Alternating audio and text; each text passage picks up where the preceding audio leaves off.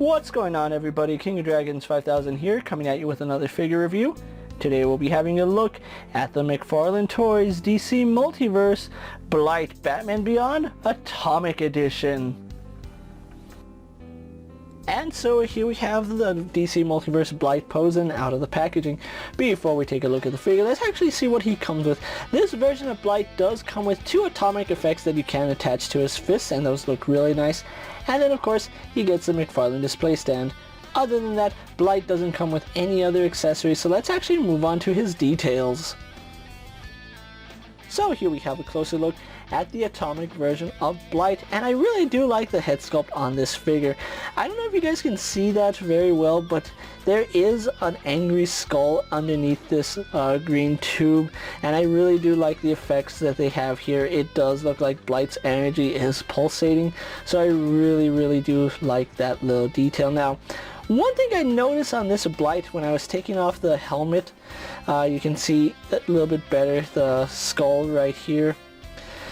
It looks really nice detail, and this version is open. Something I didn't notice when I took the head off this one is that there was a little plastic piece jammed up in here, and at first I was wondering what it was.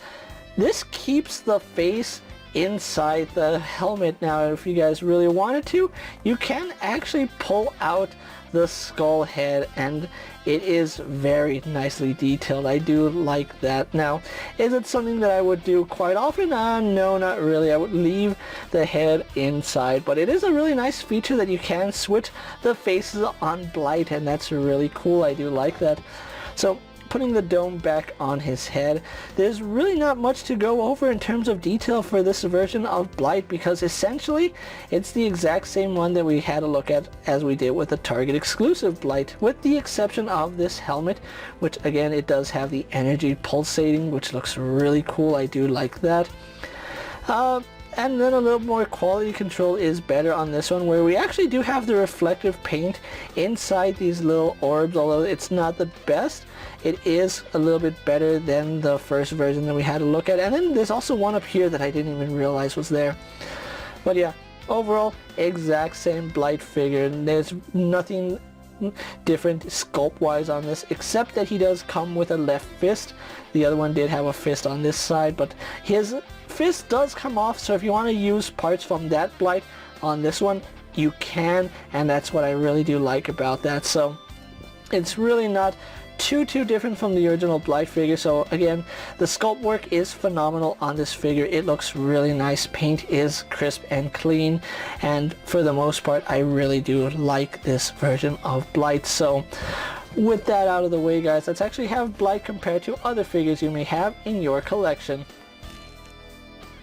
And so here we have Blight posed next to a Marvel Legends Cyclops and a DC Multiverse Superman. Here we have Blight posed next to a WWE Elite Scale figure and a Mezco 1/12 Collective Popeye the Sailor Man.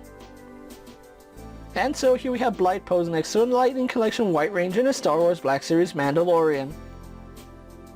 And finally, here we do have the Atomic Edition Blight posed next to the Target exclusive Blight.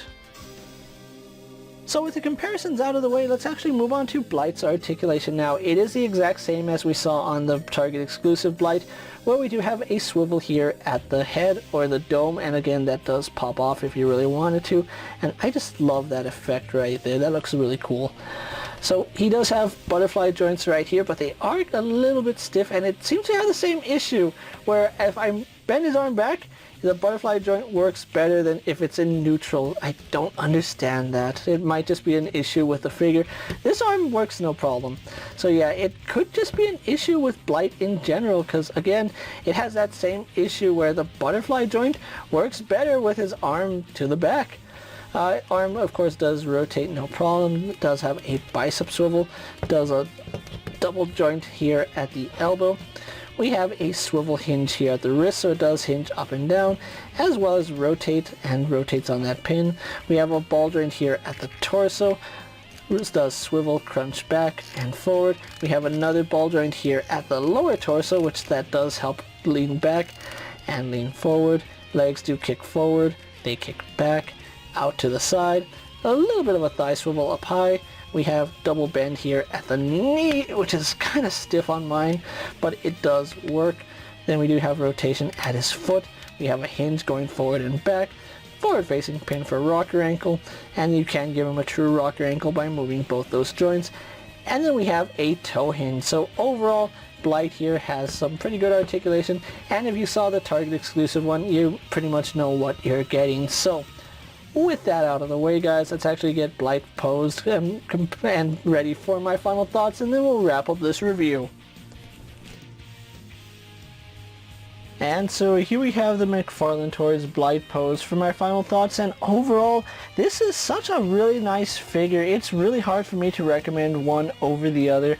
You do get different accessories depending if you get the Target exclusive Blight or the general release Blight, but my honest opinion is you need to get both to get the most out of this figure. The fact that the hands are interchangeable between these figures does make it possible to have this Blight with the open style pose hand as well as the open effect hand, as well as having two different head options.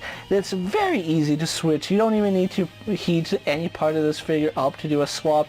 They automatically change in between each figure. So if I had to recommend one, I would honestly recommend the standard issue Blight over the Target exclusive Blight, mainly for the fact that it's cheaper for one, but his accessories look a lot better. I do like the flame accessories that do go on his hands, as well as a flaming skull. I think that looks better than the clear dome that we got with the Target exclusive figure, but honestly, either one will look great in any of your collection, especially if you're like me who likes the DC Multiverse line.